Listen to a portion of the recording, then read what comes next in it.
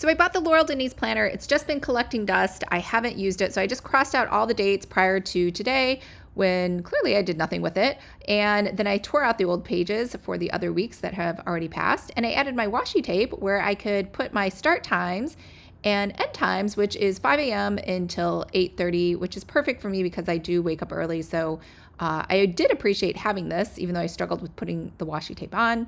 Then I proceeded to add some color coding systems for the appointments. And then I put in basically everything that was in my Google Calendar into the Laurel Denise planner according to the color coding system that I was using over on the right.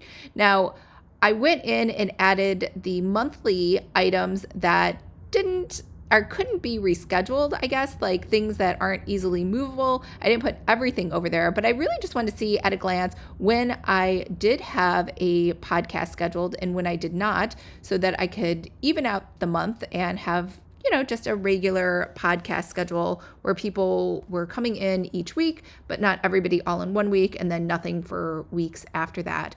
And so hopefully it kind of evens out. These are just YouTube ideas I had, and while I was thinking about them, I wrote them down because I had some extra space.